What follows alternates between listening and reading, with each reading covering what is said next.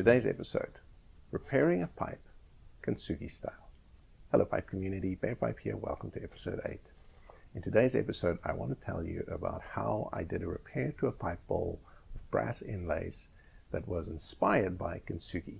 Kintsugi is an art form that comes out of Japan, out of the Zen Buddhist tradition. There are three things that underpins the philosophy.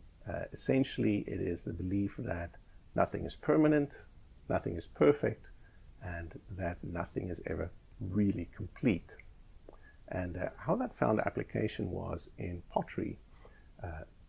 When a piece of pottery got cracked or damaged with time, instead of throwing it away and replacing it, what would happen is they would send it to a Kintsugi master. The Kintsugi master would repair that crack and then highlight it with gold dust so that it actually turned into the most precious element of that piece. And I like that. I like the idea of taking the history of something and celebrating it. And especially with pipes, I think it fits with the way that we value pipes and the way that we want to pass it along from one generation to the next. And when we have an estate pipe, instead of trying to make it look like it's a brand new pipe, maybe actually celebrate the history and what happened to it, the damage that's been done, the wearing and the weathering on it, and show it. But show it in such a way that it becomes a more precious element of the pipe as opposed to something that's negative. So let me show you how I did Kintsugi. Now, the materials I use for that is cold casting materials.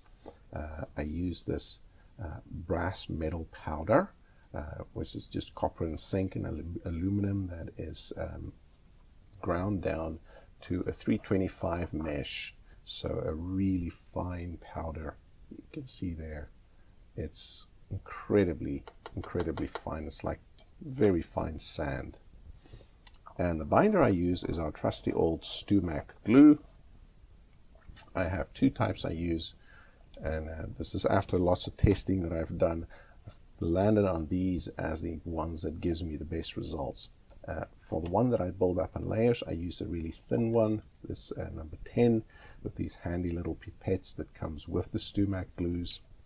And for the one that is a paste, I used the number 20 medium.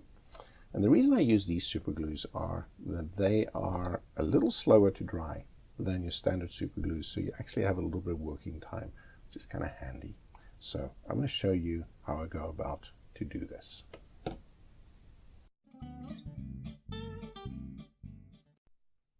Okay, so the first one I'm going to do is I'm going to build this one up in layers, which is the hardest one to do. And for this I use the number 10 super glue. I've taken out a bit of dust, the copper dust here, or brass dust, sorry. And what I'm going to do is with the super glue, I'm just going to carefully wet the area that I want to put the brass on. And I'm going to dip it in there. And you're going to see what happens is that it sticks to it. And then I'm going to just wet it like this. Dip it again. And I press down quite hard because I actually want to press it into the glue, and then I tap it. Get rid of the loose material. And then again, you can see how it just soaks into it. And give it a good old press. I kind of roll it a little bit.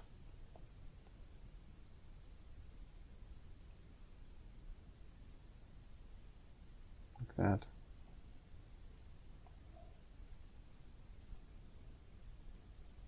And that's basically it. And this is where the little stir stick is quite handy, just to press things down a bit. So now I've got it quite well in there, and then I just give it a final little dab with the glue just to make sure that it's completely bound in there. Okay, so that's the first one. That's the area I need to build up. Okay, so I'm going to let that dry now. The other areas in here, I'm going to use a little bit of a different methodology. So I'm going to take this out, close my glue. For that one, I'm going to need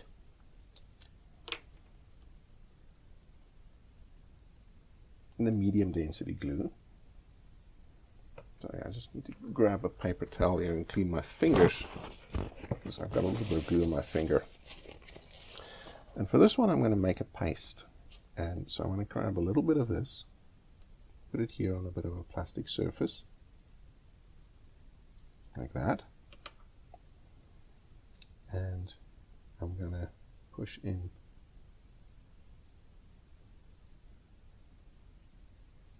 a bit of glue. Use a toothpick, so I'm just going to move that out of the way. And I'm going to work it a bit like this, till you get a nice little paste like this.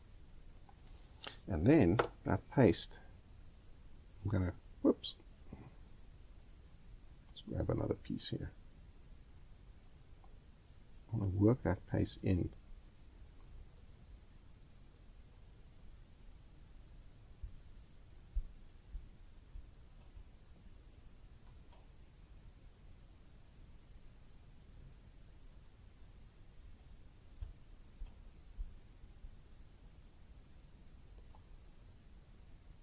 And I kind of just turn the stick a bit to then roll it over it with pressure to get it to go in.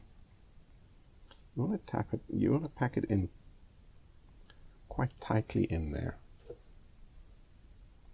And this was gone hard now, so I need to do a little more. I'm not quite happy with the way that one has worked out.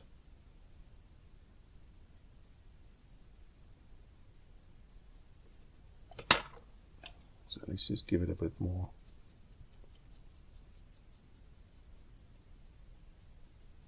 There we go, that's a bit better. That's more the density I was looking for. It's more like a wet paste. Now I can pack it in like that. And the areas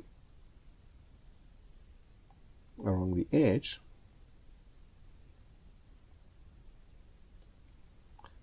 I'm simply going to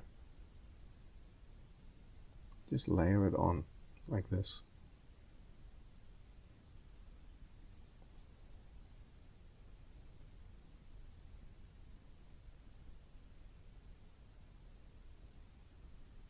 You just literally pack it on there.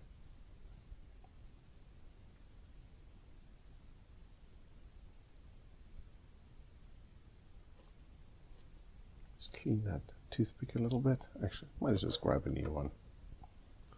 And I think I'm just going to do a little bit more there. Grab a little more of this.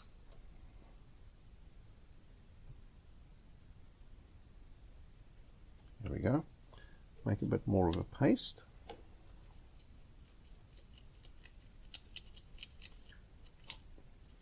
And if you make the paste too dry, it dries up too quickly, but if you make it too runny, then you don't get a nice solid look to the metal when it dries and when you start sanding it. So kind of a thick, kind of cement-like paste seems to give the best results. And you want to build it up so it's a little more than the final amount that you need, because of the fact that you're going to sand this down. You want to have a nice clean solid look. Okay, so there we are.